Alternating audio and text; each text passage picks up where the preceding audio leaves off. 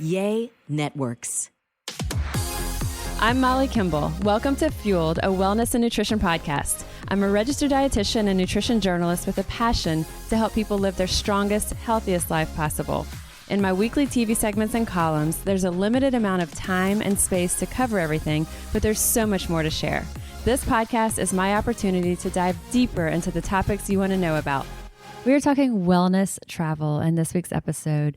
And if you've listened to this podcast before, Fueled, Wellness, and Nutrition, it's just that. We talk about all things wellness and nutrition, from super simple foods or ingredients to get more of and how to do it, to behavior changes, things that are going to impact the way we think, the way that we respond to certain situations, and how we can influence our behaviors and how we can influence our mind with wellness. So we've also been doing a sub-series, a travel sub-series for the past 8 weeks or so, and that's typically running a second day each week. So we have our normal Fueled Wellness and Nutrition podcast topic, and then the second day, usually Friday, we have the second podcast, the second episode is dropping that is travel specific. This is part of our Dream Bold initiative with our Oxner Health and Wellness Solutions team. And this is something that it's based on a book called The Dream Manager by Matthew Kelly. And I had given this book to our VP, Deidre Diaz, a while back. And I was like, this is a really cool book. Basically, the concept being that our successes and our focus in our work life doesn't have to be completely separate from our own goals and dreams. And those dreams might be professional, they might also be personal, but the Dream Bold initiative was born from this. And so Deidre has encouraged everyone who works within her division, it's over about 1,500 employees, to slow down, take a look inside at what really matters to us. And so as we reached out and asked, what's your one big dream? What's something that is your big, what if you could do this?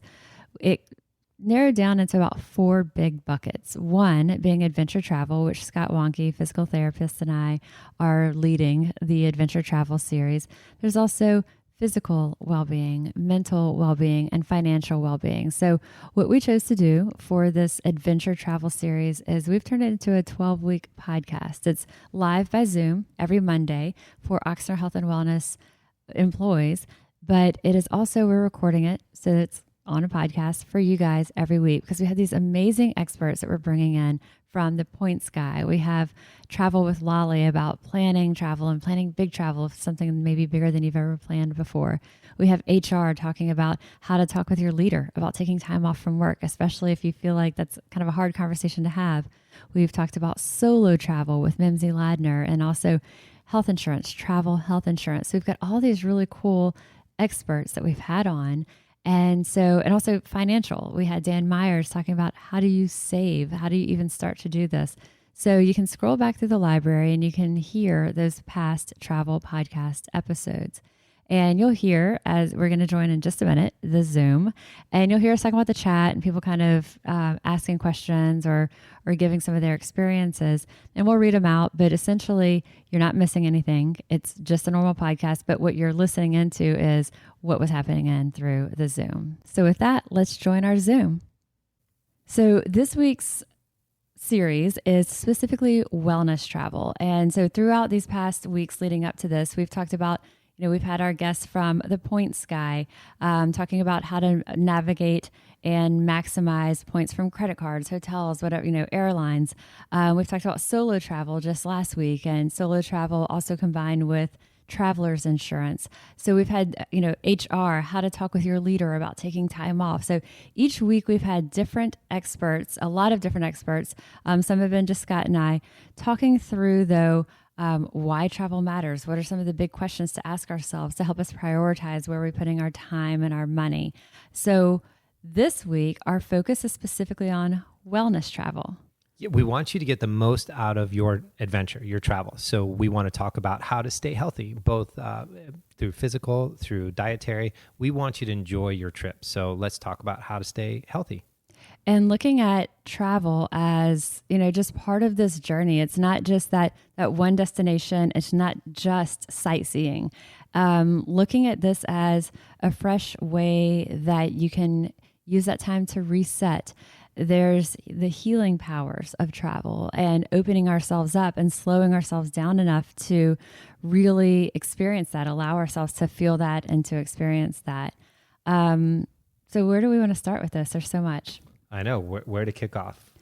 I think identifying first, like, what are some of the goals or what are some of the things that you would want to take away from that travel? So I think starting there, and when you look at mind, body, spirit, having these different things that we can take away from it, using, and not that everything has to be so purpose filled. Everything doesn't have to have an agenda or a checklist or a to-do list, so we don't want to put pressure on you for that. But if you are taking a trip, what's something that you could pull away from this, that you could come back with that enriches you in a way that you didn't have before? Right. Mind, body, and soul. So again, we just want you to get the most out of it. And you have to ask yourself, why are you going on this trip? Why are you taking this adventure? For me in the past, it's always been some kind of activity, some kind of adventure. But as I'm getting up there in years, I'm realizing that vacations are also for rejuvenation. So we want to make sure that we give you as many tips as possible to be able to take advantage of that. Take care of your mind, your body, and your soul. And looking at it all, the guests that we've had over these past weeks, some of the things to think about, travel can be healing. Travel can bring joy. It can help us empathize with others. It can bring us a sense of empathy that maybe we didn't have before we visited or saw or experienced a particular culture. It's a huge shift in perspective for us. It shapes our minds, it shapes our experiences, and it shapes who we are. So really thinking this through, and even if you go, I'm just going to the beach, but is there something maybe different? Or maybe it isn't just the beach again this year, maybe it's some other place. And so we'll get into, kind of 5 key steps to keep in mind. But I would say as you're thinking of your next travel, start to think about, like, what are we going to say yes to? Or maybe if you're not going to say yes to it, maybe why not? So some of the things that maybe are out there that you would be like, oh, I hadn't really thought about that, but maybe you're not really sure. It might feel a little intimidating, or I think about one thing that I wish that we had not said, we actually didn't say no to, but we said not right now, we'll do it another time, was actually, what do you call it? It's like a parasailing.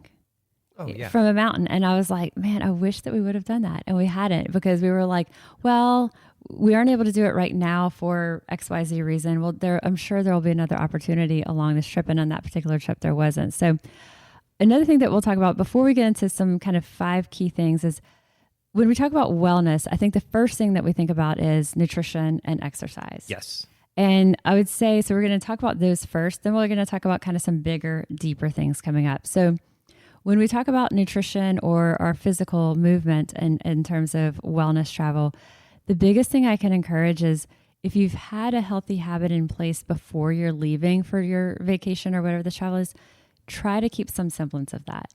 Yes. So if you've been exercising in the morning and that's kind of your normal routine, or there's something that you typically, it might be your vitamin supplements or whatever it is, if there's something that you've been doing on a regular basis, we want to try to maintain as much of that as possible. Same thing like we say during the holidays. Things might get hectic and you've got this hustle bustle, but try to keep some semblance of routine. Same with vacation. When we travel, like, I'll take my vitamins with me. And I don't know if you've ever, I'm looking at Scott, if you've ever seen me take my vitamins. I have not. Is it a wheeled cart? What is it? It's, I take a lot of different supplements. There's all different reasons why I take the different ones. But what I do is, instead of, it might be between like 5 and 9 each, but it's probably about 8 or 9 individual capsules twice a day. And so what I do is, instead of opening each container, I put them into little reusable bags, like sandwich bags or Ziploc bags. And then when we travel, I'll specifically use the little zip top snack packs, because then I can like reuse them later, because they're always going to come in handy. What does customs think of that? Right. So I normally, if we're just going for like a weekend trip, it's no big deal. You just get it, you throw it in with the rest of your bag. We had the opportunity to go on a longer trip, and it was a trip for several months. This is years back. And several months of that many pills that I just said, times twice a day, when I compressed them, and I only brought what was going to be for half the time, because my in-laws were coming to meet us halfway through, and I had asked them to bring the other half. So, but I had compressed them into like a little bag and like kind of pressed all the air out. And it was like a soccer ball. It was the size and density of a soccer ball. And Brad, my husband, is like, are you kidding me? And I was like, I'm putting it down in like the bottom of the duffel bag that's going through security. And the first few times we go through security, it didn't flag anything. It actually never did as it went through the scanner, because I didn't check the bag.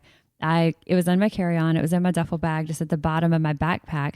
Then I had other things over it, and not just a sort of like, it was so dense, it fit at the bottom, and it wouldn't. There was no. It didn't catch their eye to say, "Hey, what is this?" Like a liquid wood or something, maybe sharp or metal or whatever. So we go through the airport security different times, and we happened to be going. This is the trip that we ended up in Egypt towards the earlier part of our trip. No issues. So we're leaving Luxor, and we had seen already in Egypt, it's not like here. And the security or the police officers, it wasn't always like here. A lot of times, whoever was going to give them a few bucks kind of got, you got your way. So we're leaving Egypt, we're in Luxor, and we're in this really small airport, and we're going through security, and my bag passes through fine. And instead of taking it and continuing to walk into the terminal more, which is what you should do, if you pass security with flying colors, get yourself away from security. Just step away, keep going. I mean, it doesn't matter what you have. If you're not trying to smuggle anything, but just get yourself away from security. That's my big takeaway from this. I didn't, because Brad had these actual wooden things that go in his shoes to keep him from getting squished in the bag. He traveled with those? He traveled with them. I don't think he traveled with them long after this. When our in-laws came, he handed those over, because those got pinched by Egyptian security. So your soccer ball of medications got through. And they pulled these little wooden shoe stretchers, yes. And then he had to go back and check them. So I'm standing there, I'm waiting for him. But because I'm standing there long enough, security's like, hey, let me check your bag. So they go through and they're opening the DOP kit, and every lotion and potion I have, everything, they're holding it up and they're asking me, what is it for? And I'm like, oh gosh. They go through this whole bag. They take this out, and now comes the soccer ball of vitamins. All these different colored pills. They're all in the, it looks very suspect. It looked like a drug smuggler. Now, I had printed out a paper with every supplement. So it had a picture of the supplement, and it had a description of what it was. And I was trying to explain, and then he calls his boss, They all have the very flat affect. They're all talking in a language that I don't understand. They're looking very severe. And I'm thinking, I'm about to get into some sort of Egyptian prison because they think these are drugs. Finally, the boss's boss comes out, and he actually has a little bit of a smile.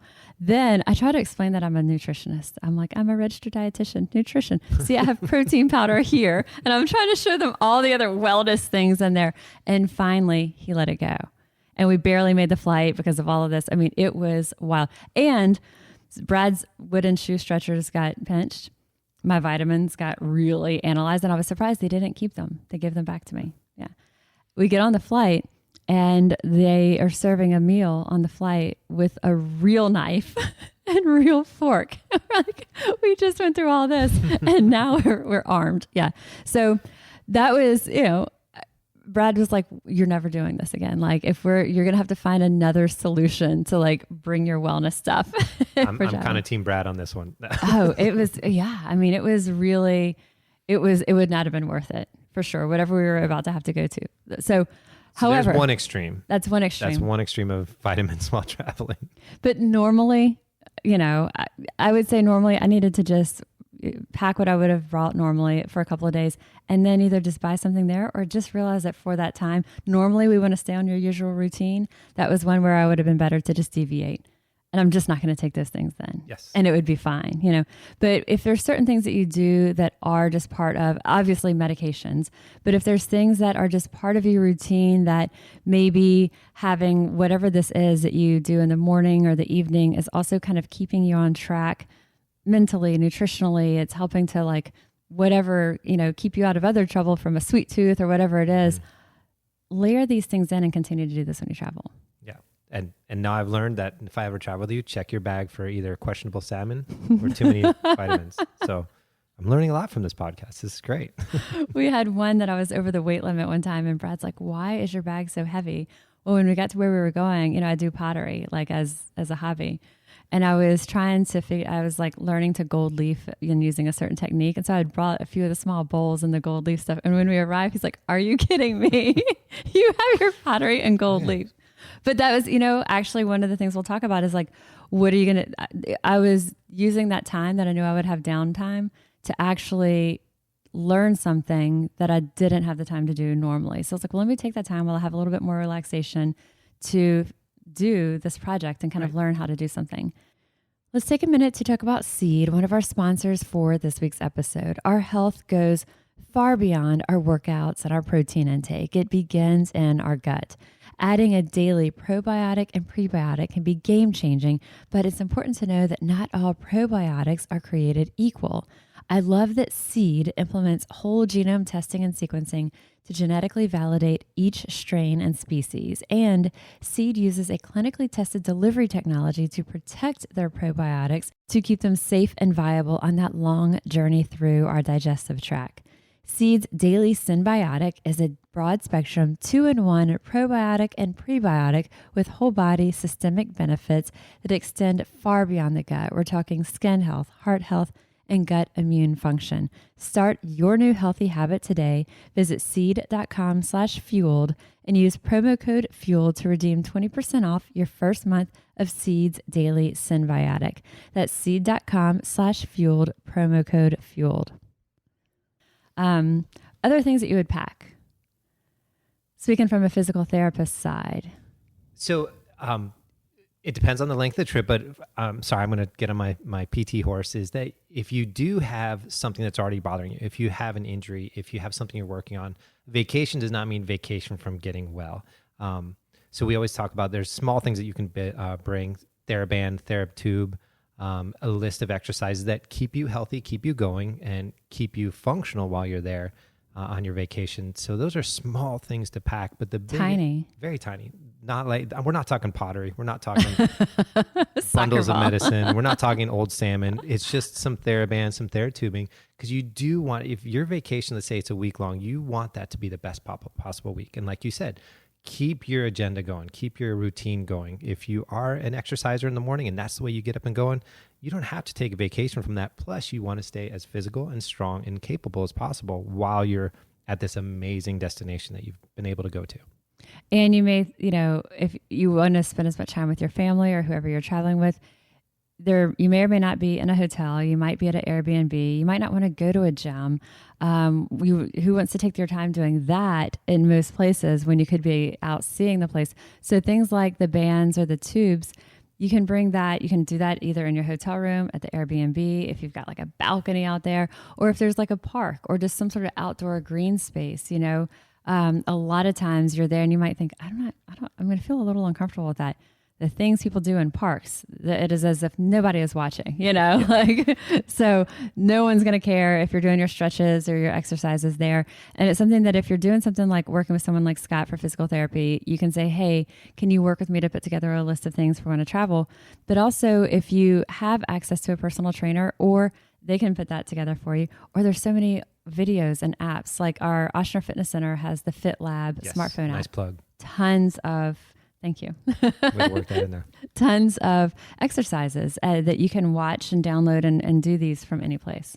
And since we're plugging, I do want to plug Ochsner Therapy and Wellness Physical Therapist, because if you do have something injured and you're planning vacation, let's say we talk about planning 6 months out, taking care of that, one of the most common things is low back pain. You're going to have low back pain here or on vacation. If you start taking care of it now, doing what you need to do to make sure you get the most out of vacation. And then another little tip we'd like to give is make sure you have comfortable athletic shoes packed and ready to go. You're going to use them. It's just the shoes. It's not too heavy. You don't need the stretchers for them, those wooden stretchers, just the shoes. One, if you're going to be active, you're going to be walking around, going to different museums. You're doing it via your feet. So you want to have the most comfortable possible shoes to wear. We don't want you to suffer from plantar fasciitis, any tightness, any pain that's going to limit some of the things you're going to be doing while on your vacation. So another little shameless plug. So a lot of times I'll say, bring some sort of athletic shoes. find ideally, because if you're trying to like pack with, minimal space taken up, find a shoe that's an athletic shoe that's also stylish enough to double as your street shoes. That might be something that you can wear with whatever other things that you would be wearing. And there are sneakers that can pull that double duty. And especially when you're traveling, it's a little bit, you get a little bit maybe more of a pass. It's not like most of us when we're traveling like that, you're wearing a tuxedo and then you're going to have like your sneakers with it. But so women, a lot of times there are types of athletic shoes that even if you are wearing a skirt or a dress, like that can still look good with it. So finding that shoe that doubles as your normal street shoe, that's kind of your everyday walking around shoe, and then your body will thank you. Use them. We talked with Mimsy last week about doing the walking tours when you get to a place. So it's not just packing the shoes. So you have something, a sneaker to like maybe have just in case. How are you going to use them? Because those need to be on your feet daily. And Scott, you pointed out just before we started that don't buy them just for the trip. And that's the first time you're wearing them. Yeah. Anything that goes on your feet, you got to put on before you leave. And you don't wear get it there around. And think, well, this doesn't fit right, or this hurts my feet. And I'm talking everything from athletic shoes to your fancy pants shoes that you're talking about, to flip-flops. First time people throw flip-flops, you can walk differently. You can get some foot issues, some calf issues. So any shoes that you're planning on bringing, if you are going to be on your feet for the majority of the time, try them out. It shouldn't be a shock or surprise how they feel when you're on your vacation. So when we're looking at wellness travel nutritionally, if there's things that really work for you at home, they're helping to support your wellness goals at home, and there's something that's key that maybe it's hard to find, hard to buy, where you're going to be going. Another option is, depending on where you're traveling, you could always pick it up once you're there. If it's going to be hard to fly with it, you could always just pick it up once you're there. Then the workout bands and tubes, and then athletic shoes. So that's sort of even before we get into really, thinking on a deeper scope about how to maximize our whole body wellness on travel. That's specifically how can we maximize or keep our consistent routine with nutrition and with movement. So we talked when we first started about kind of thinking ahead to where you're going and thinking about what's something that you want to take away from this experience that's coming up. And I think if maybe if you guys can put into the chat, if there's an experience that y'all have had where it was a certain trip that you took, and what was it that you wanted to be able to take away from that. And so it may be that you're going to a certain place that has hiking, and there's a particular trail or something, a hike that is on your list. That's sort of like your, on your bucket list that you want to do. You want to accomplish this. You've maybe seen pictures of it or you've heard of it, and that is your goal. So there's things that can be very measurable and attainable. Absolutely. And these are things that I kind of weave into my soapbox. Sorry, as a physical therapist, if you are planning on these hikes, these amazing outdoor adventures, you can't go 0 to 60 miles an hour without some training. So if you are planning on a multi-mile hike, which rough terrain that has altitude involved in it, make sure that you get prepped and ready for it. We live below sea level, so anywhere you go is going to be up from here. So we don't have a lot of hills to practice on if you are planning. And we're going to talk more about this with mountain travel, especially with James Stucker coming up. But you have to prep your body. You have to be able to do these physical exertions to get the most out of it. So this goal, this wonderful goal that you set to get to the top of something and look across the expanse view, you'll be able to do without being, this is great. I'm so glad I came here. Like you'll be able to enjoy it. So yeah, how many times if you're hiking and you see someone that is really red-faced and they're not having fun, and how much further is it? And you're like, you want to just encourage them and you want to kind of stay with them and rally them through it. Right. And so the physical is one, and hiking or reaching that certain destination or getting to the top of something like that can be one of the types of things we're talking about as a goal. But also think beyond that. Like, what is something that maybe you felt like you've just been on overdrive lately and you feel like your phone is an extension of your hand, like as if it's like glued to it, and like your face is always in that, and you're paying more attention to this alternative reality in our phones than what's really happening in front of you. So maybe that is your goal. I'm going to use this time, whether it's a weekend trip or longer, to really try to separate from whatever those things might be, or really try to tune into more of, it could be nature, it could be the people around me, it could be to how you're feeling. What are we going to take away from this trip that hopefully we can bring back with us? It could be trying something new. It could be even thinking about what your plans are for the future. And a lot of times we're so busy, go, go, go in our normal lives. Taking this trip, doing something like that, you've got more space. You know, I mentioned the battery I was bringing because I had a little more space and time. I was like, let me try this. But maybe you use that time to start to think about, to dream about and plan what's something that is, you know, for whatever that point in the future is, maybe something you haven't really allowed yourself or given yourself that much time to think about what that next big thing might be.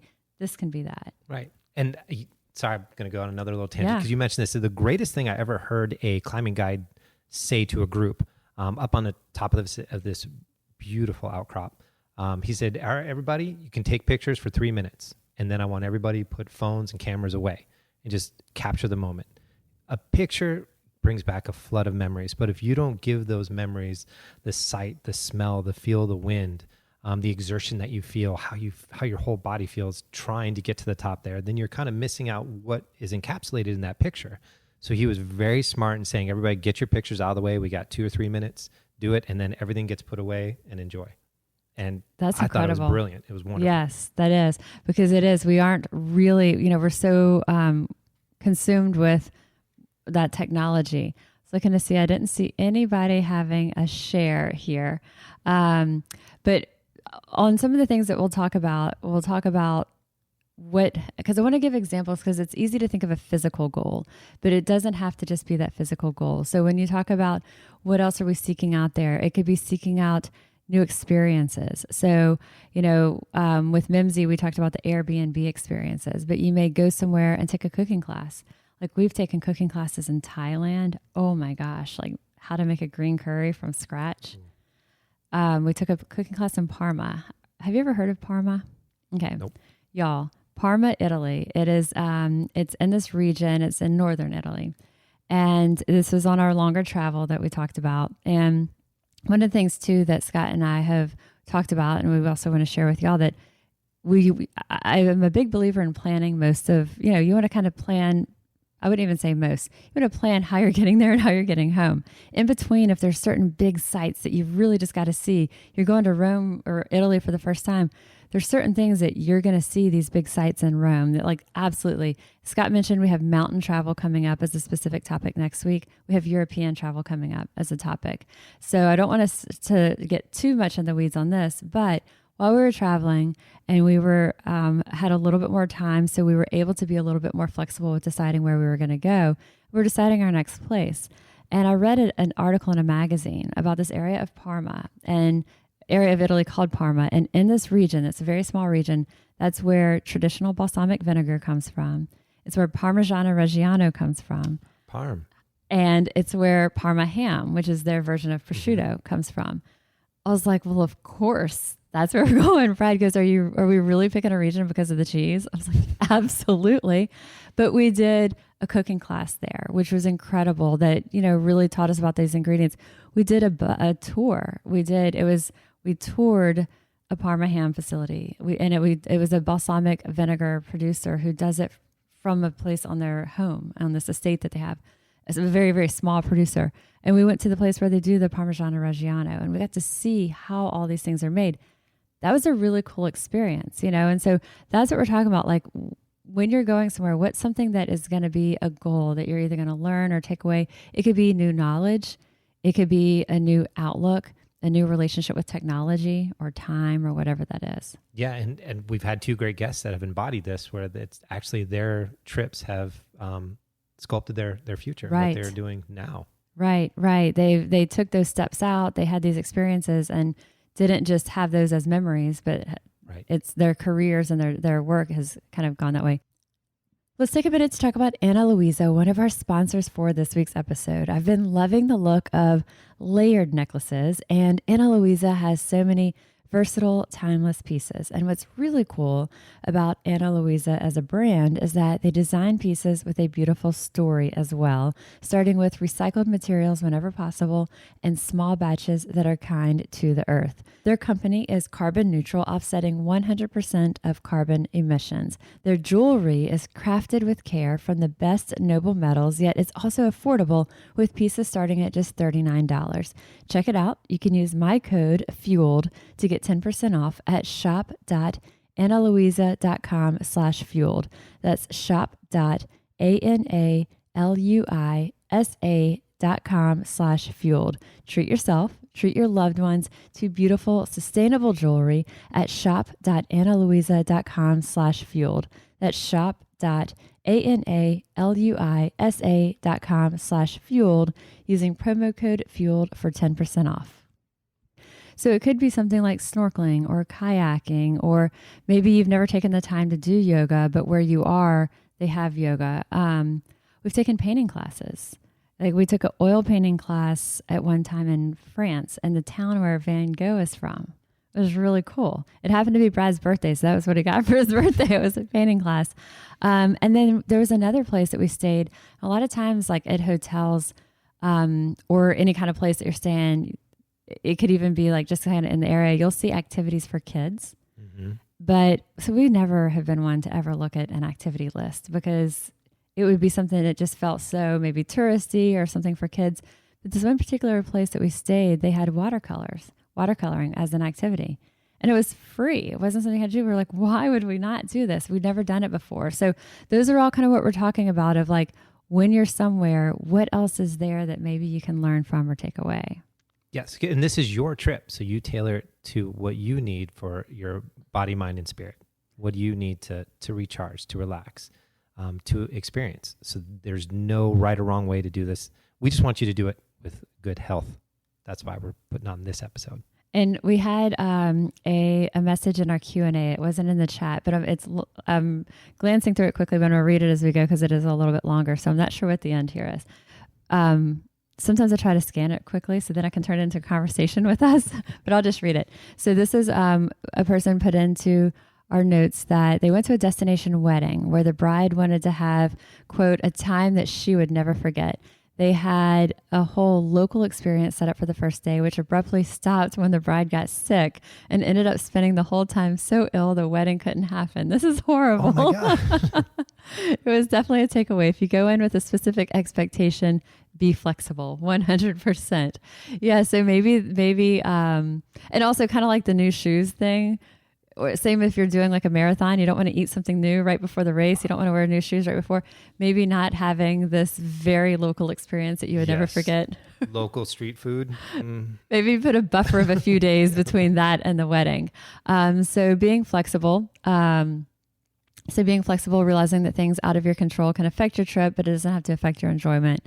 And this person's comment is also saying, it's okay to arrive on vacation and decide on what you're going to do once you arrive. I think that's one of the things that I always encourage is talk to people who live in the place where you're going. Mm-hmm. They know best, they know what do the locals do and live like a local and as much as you can where you are so that you completely immerse in these experiences. Yeah. Just think of it vice versa. If someone was coming to visit you, you would want them to get the most out of New Orleans. So you would take them to a place, maybe not that's as well advertised as some other restaurants, or an activity that's not as well known across, but they would get to experience and have the most amazing time here in our city. So imagine if you went to another place and had done your homework and your research and you wanted to see what is that place really like. It could give you a new perspective, again, mind and spirit. So we connected that. Talking about like seeking out new experiences and living like a local. And we did have someone on the chat as we talk about living like a local who said, Scott, I need you to explain. So those of y'all who are listening through podcasts, we have our backgrounds. And Scott's background is, you can explain. It's an old Volkswagen camper van that was also my home by choice. For how long? About 7 months. Various places. It was mobile. It was great. I could take it anywhere. It was fantastic. So I didn't know this. And I was like, how did you decide to live in a camper van? Well, for 7 months. Again, it was a weird time of life. School, that instead of paying rent, I paid for the camping access. And you were doing PT school, physical therapy school, and you were in several different places or states for it. Yeah. And so if you would think about, most places you'd have to sign a 6-month lease or something, but you were going to be in different states throughout a short period of time. Just made more sense. Yeah. So. And then I was like, and so you lived in this van. So what Scott's, it describe how it looks. for people who are unable to see her on the podcast? It's an old faded blue. I think it was a 1984 Volkswagen camper van, but I had put a Chevy engine into it, so it drove better. Anyway, I mean, this thing, if you saw it, you would definitely think it has a certain smell, and it's run down and broken, but it was the most wonderful blue faded van. I had red Hawaiian shirt curtains in there. I had my own little blender, stove, sink. It was paradise. And you lived in this as you got your first job. Yes. I was telling Scott, because Scott now is one of our managers with OTW, Osteotherapy and Wellness. And I was like, if you hired someone and then you learned after you hired them that they lived in a van, Scott of all people is going to be, of course, accepting of that. But you would wonder. I would still be suspect. I don't know if I would hire me. That sounds bad to say, but I don't know if I would hire me. You're saying at that time. At that time. But it was, again, it made sense. And I was also saying how many people, if you're somewhere and you see a large homeless contingency, a lot of them live in vans that look like the picture, the one that's in Scott's picture. And this is their home indefinitely. Yet how many of them are actually in physical therapy school or something that's the equivalent? And if I had met Scott... There's a pie chart of that somewhere. What'd you say? There's a pie chart of that somewhere. But I would be like, if I met you, I'd be like, Scott, oh, and if you told me I'm in PT school, I'd be like, oh, okay. Mm-hmm. Sure you are. Yep. But I, speaking of perspective that you get through traveling, I learned kind of a minimalist way of living, and you don't really need that much. It's great having a lot of stuff, but what do you truly need? And that's what I always ask myself, what do I need? So it fit in the van. And when you showed up for the study sessions, everyone loved it because... Yes, I could drive that to the library and make margaritas. And the blender there. So living like a local, or whatever that might look like, or, having these experiences though, and whatever your budget is at that point. And, like Scott was saying, he was taking out the loans himself. He didn't have someone or family who was going to be doing this. So when he's looking at every penny going out for student loans for PT school, where can he save and kind of make this count? And early on in our podcast series for travel, I believe it was our second series, we talked about saving for travel.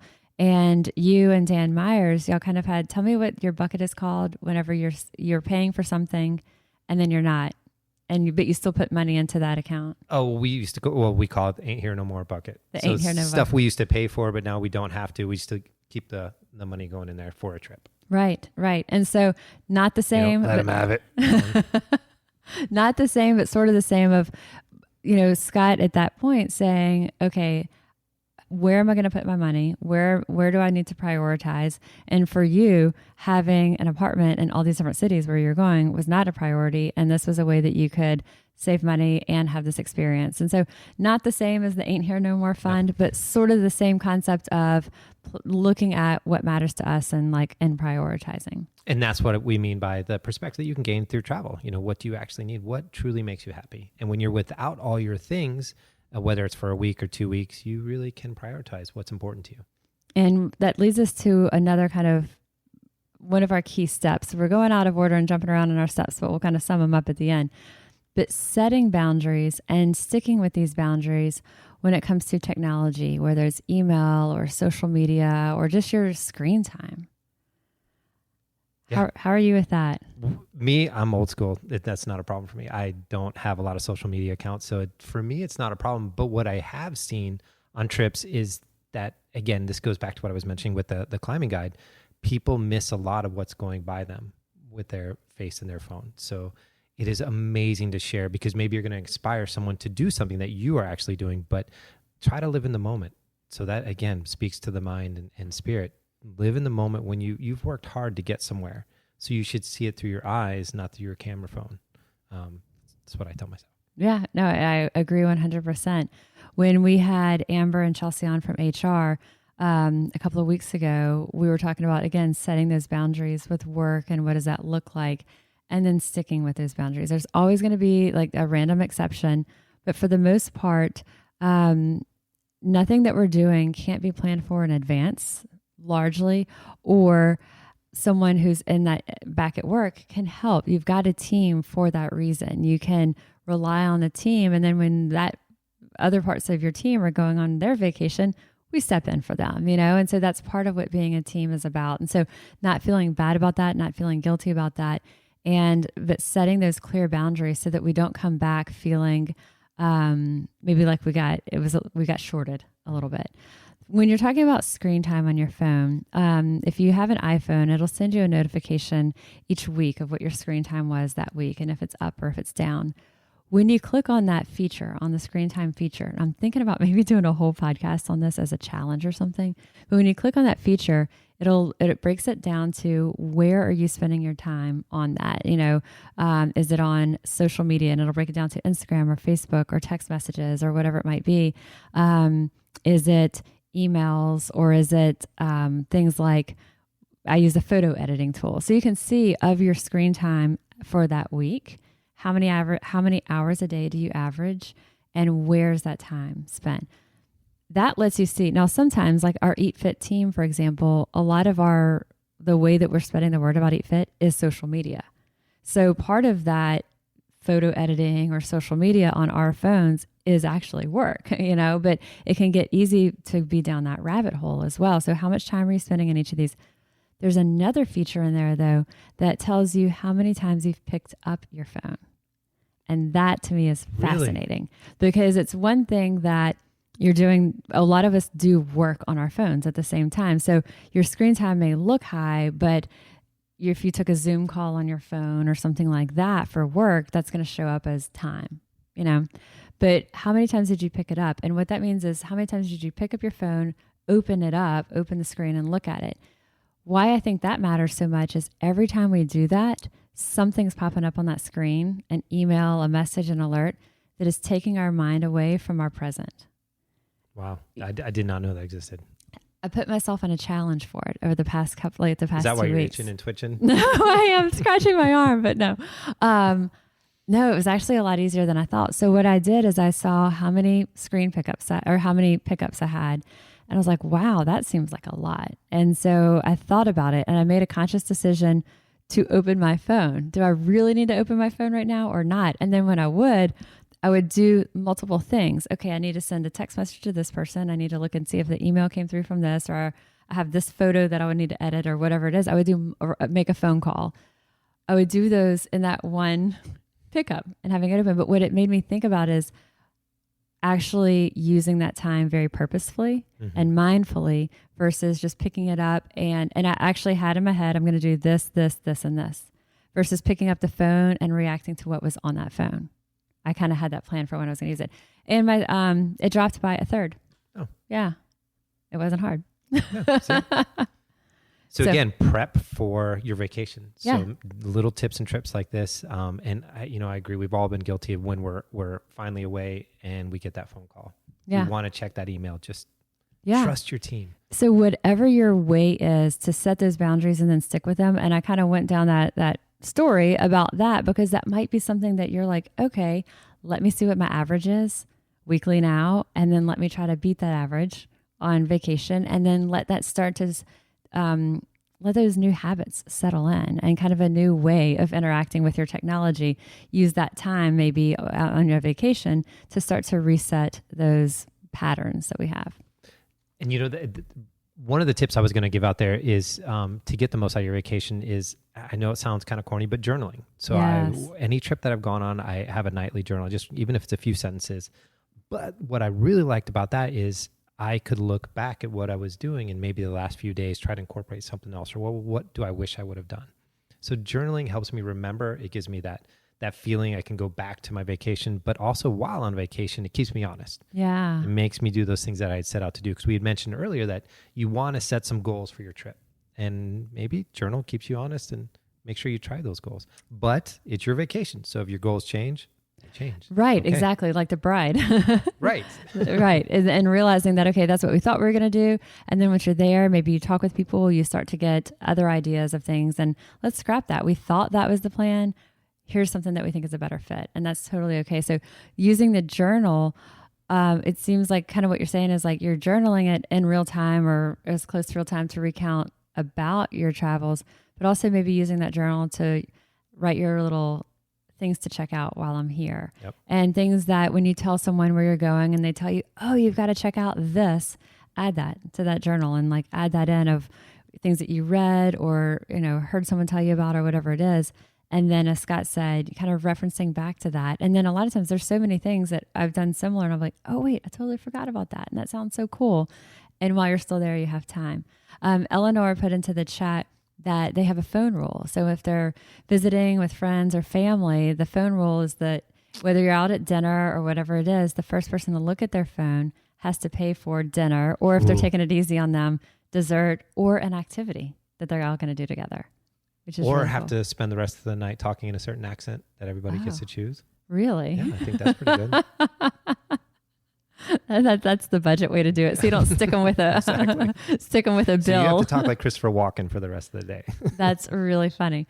Okay, so so kind of our big takeaways from it is setting, and what is that mindful approach to this trip that you can take. And no matter how small this is, if it's a weekend getaway, if it is that weekend trip to the beach with family, that could even be it. There might be something in that trip or something in that family or that relationship that may even be as simple as, I haven't had the opportunity to talk with fill in the blank, or really spend much quality time with fill in the blank of your friends or family that you're going to that same beach trip with, but maybe that's what some of that goal is or that takeaway. So no matter how big or how small that trip is, there's something that you can kind of think ahead that you hope to enrich as you're coming back. So setting that plan for the trip, setting boundaries and sticking with them in terms of email or social or phone, seeking out the new experiences we talked about. What are some of the new experiences that you've done, that you've tried? I mean, for you, like, again, if y'all have heard this before, Scott, you jump off at anything. Well, yeah. So, the new experiences are not jumping off something, but actually doing something more cultured. That was always difficult for me. You had mentioned restaurants. Restaurants were never my thing. Moving to New Orleans obviously changed that, but I love food. But food for me was kind of a risk too, because I couldn't afford to go to those nice places. So I made it on my bucket list to save and have one really nice dinner wherever I was. And I can still remember where I ate in Paris. I ate this little restaurant called Mount Saint Michel. In Mount Saint Michel, I still have never had food that good. Sorry, New Orleans, but oh my goodness. And I've also had the worst food I've ever experienced in my life. It was made with goat cheese, and I think I saw the goat that gave the milk for the cheese. It was absolutely horrific, but these are memories that I carry with me. And they were centered around something a little more cultured, a little more stable, a little more calm, versus what I had done in the past was, let's get there, let's go hiking, let's go biking, let's go skiing, let's go rafting, let's do this. Slowing down, to me, was a big goal. And I've been able to do it in my more senior years. Senior years. But yeah, that almost the reverse, because a lot of people, they would feel like, well, that's the norm of what they do on vacation. Yes. Your norm is them pushing themselves out. So yeah, that for you, that's still seeking out and savoring that experience and making it very special. I still lament, I went to the Louvre and I remember there was a Mona Lisa and I literally looked at it for probably a second and went, and kept walking. But I never truly looked at it. I've seen the Mona Lisa, but have I really seen it? I missed those things. So now I'm trying to change that scope to actually enjoy that moment. Were you just on your way to get to the next place? Yeah, I was just, it's small. It's like, wow, that's it. And everyone's staring at it. There's a big crowd. Yeah. And I love art and I missed my chance. So yeah. Let's talk for a minute about Billy, sponsor of this week's podcast and an Allure Best of Beauty winner. Self-care and routine are more important than ever. So whatever you're using to get ready for the day should leave you feeling amazing. Billy has recreated everyday essentials by delivering premium razors and high-performing body care directly to you. Go to mybilly.com to get their crazy affordable starter kit that includes their award-winning razor, 2 precision 5-blade refill cartridges, and a cult favorite magnetic holder. I love Billy's products, and you will too. They leave our skin feeling so soft. So say no to a pink tax for a less than optimal razor. Go to mybilly.com to get the best razor you will ever own while also supporting this show. Billy is half the price of other razors plus free shipping always. Just go to mybilly.com/fueled. That's spelled mybillie.com/fueled. That's mybilly.com/fueled. So again, as I feel like you're very mindful, you're in the moment, you're very present. And so to even hear that you have these times where you're not, I think that gives us all hope. So setting that intention, that goal, sticking with those boundaries, seeking out these new experiences, living like a local. And that can be wherever you are. Again, no matter how big or how small, if that destination is something local, if it's here in the US, if it's close by. I mean, it might even be if you tend to be a person that's like maybe more, I don't want to use the word stuffy, but I'm going to use it. Like you're typically a very conservative dresser and you're not a flip-flop person. It might be even that if you are going on that regular old beach trip, maybe you kind of just like relax a little bit more than you normally do or whatever it is. But living like a local, if you're staying in a hotel, if you're staying in an Airbnb, you're going to have a refrigerator. If you're staying in a hotel, I don't think I've ever had a hotel tell me they can't give a mini fridge. Even if it's not something that normally comes with the hotel, you can ask for it and they can give you one. I've not had it ever to where that hasn't been able to happen. Why that's important is you can then go to the grocery store, the markets, the farmers markets. You can, and especially if you're traveling outside of the US, to me, I know I'm a dietitian, but the grocery stores are fascinating. You know, it's like they're so different. Your grocery store here in New Orleans, I had never seen anything like it. I've never seen food that like you have here. So absolutely, I 100% agree. So the grocery store, the markets, and it means that we can save, kind of to Scott's point, if you have that fridge and you're buying food from the grocery store and stuff for the local markets, you can have that maybe for your breakfast, your lunch, that you're having that. And then you do one really nice meal a day. And it helps financially, but then it also helps because you can really experience the local food. Right.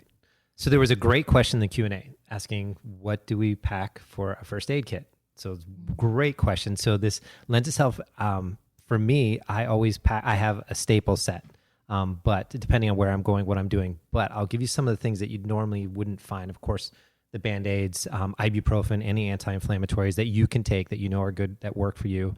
I take kinesio tape because I really like it, and I use it beyond just the kinesio taping thing. Some things that people don't think about, stuff called second skin or glue skin, that really help close up deep cuts. Again, read the instructions. But something that women's tampons. So I pack tampons for a very different source. I mean, they're great for bloody noses. They're great for stopping bleeding. They're great for a whole multitude of issues. So I always have tampons in there, and duct tape, which you can use for pretty much anything. Another thing you wouldn't think of. And I get stopped at security. Yeah. Well, I don't have a soccer ball's worth of drugs. Scott's traveling solo with tampons and duct tape. Duct tape. And glue. and glue. And milk of magnesia, which, so stay with me on this one. Milk of magnesia. So a lot of times we have skin reactions because of acidity, something that has been acidic and gotten on your skin. Milk of magnesia is a base, so it neutralizes a lot of that. So that I've found that has helped with some of the rashes I've gotten on various travels. And then, of course, the whole bevy of Band-Aids and tweezers. Tweezers have to have something to remove staples, or not staples. Hopefully you don't get a staple in you. Splinters. I was thinking I do have one thing that probably you don't pack this, but I've got a little stapler kit in case you get a big wound that you can staple the skin shut, which I have not used and I really want to, but I've never used that one. But those are the things, again, thinking ahead of where you're going and what you're going to need. Because there's other things, if you're going to be on your feet a lot, there's different things to help take care of your feet. And again, I'm going to get back on my soapbox. I implore 6 months before you go, if you have any ailments, any pains, aches that are going to limit you from enjoying what you can do on your vacation, try to address those. Get stronger, get healthier. You'll get the most out of it. You truly will. But also little things that you don't want to have to deal with when you're away from home will pop up before you are away from home. So you can take care of that. But, like the shoes that we keep fussing about, like don't get new shoes and wear them right when you go on vacation. But if you did and you got a blister or you're just walking more than you normally did, that second skin kind of glue that Scott's talking about could work on something like that to help.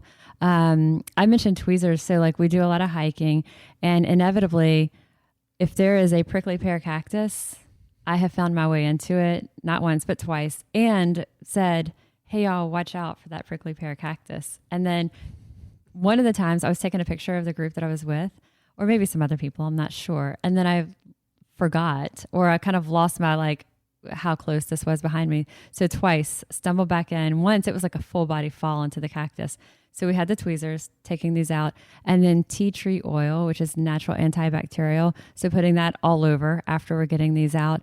A lot of times you can tweezer out things like that. Yes, but have you used the glue method? No. Oh, I was going to say tape, but the glue would be better. glue, game changer. Okay. So after living in New Mexico, hitting a lot of cacti. Yes. That's plural, right? Mhm. Okay.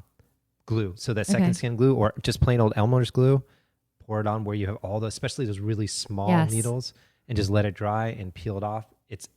It's wonderful. It gets them off, but it's very really satisfying. Nice to see it. Yeah, just the satisfying. Yes. Oh, it's great. Yes. Because I did fall into one that actually was so soft. It wasn't a cactus. It was something else, but I couldn't get them fuzzy, out. Yeah. Yes. Oh, those are the worst. And then they were just still in my hand. I was like, oh man. So, okay. So yeah, so those, great question. That's sort of what. Really good question. I have a lot of those things in my own first aid that I bring, minus some of the stranger things that Scott just said. And I always, if I am going to another country, I look to see what kind of medications and things that I normally use are readily available where I'm going. Because there are places like we were talking about clothing the last trip that, finding clothes. Where were you in Taiwan?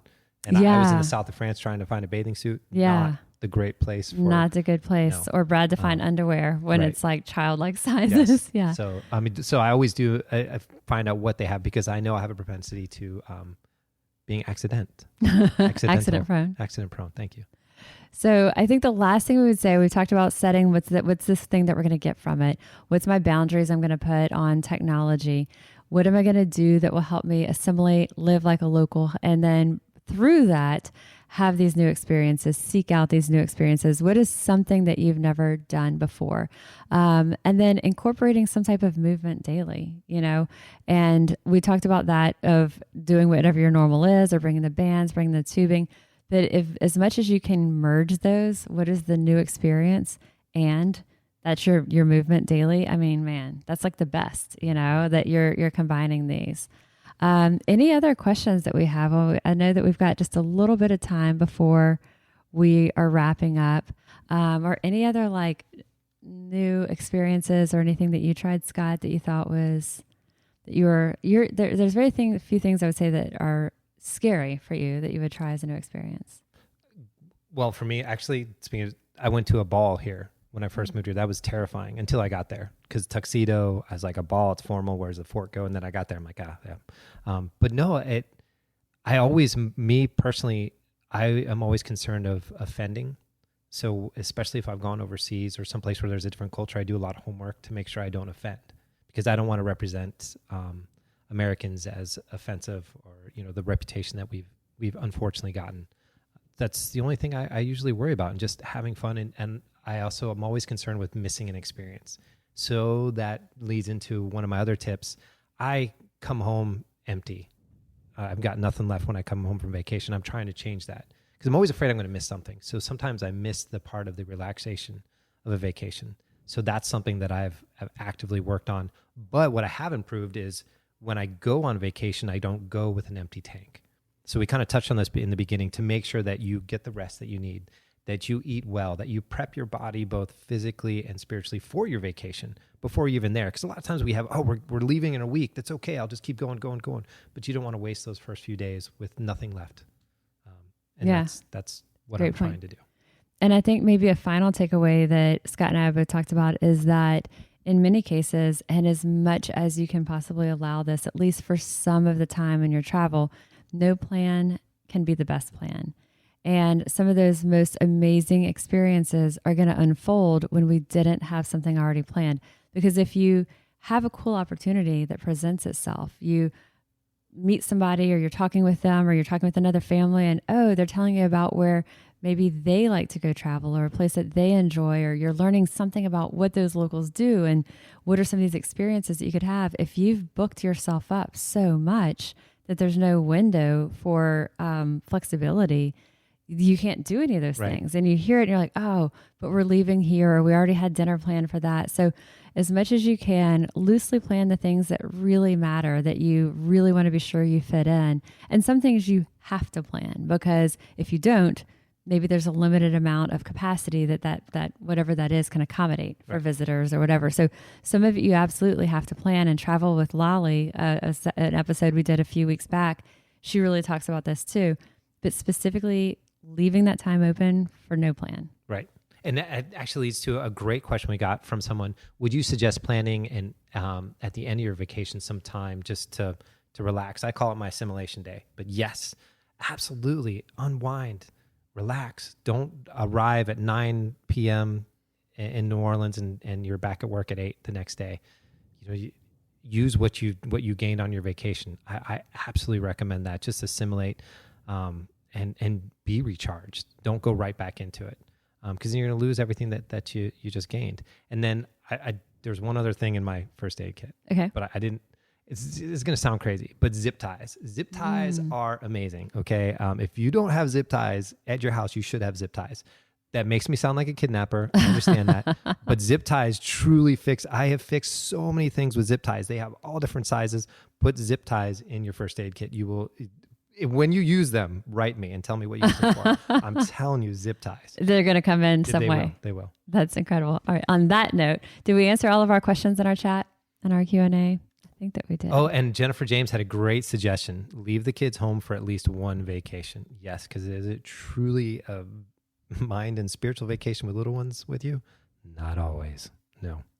So yeah, pick and choose. And that kind of goes back to picking that destination, that thinking of what do I want to really get from this trip. And depending on what that is, it may or may not be something that is the kids are part of that or not. Yeah, I wouldn't suggest going to Disney World without the kids and coming home and tell them about it. Definitely probably wouldn't fly, but other vacations, yes. And next week for you guys, we've got mountain travel specifically. And so as y'all know, Scott is expert on this.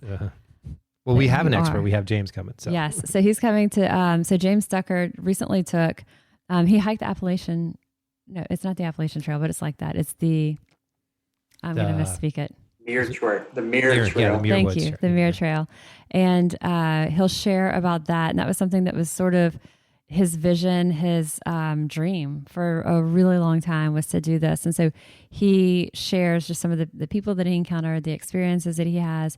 And then we'll talk about planning for that. And when we say mountain travel, that's for warm weather, cold weather. Exactly. So it could be whitewater rafting, it could be hiking, it could be skiing, snowboarding, ice climbing, snowshoeing, cross-country skiing. Yeah. Rock climbing. I was thinking rock climbing, and then Scott takes it to ice climbing. So and then the week after that, we'll talk European travel specifically, and then we'll have one final wrap up with us. So awesome. Well, thanks y'all for everybody's time and joining us.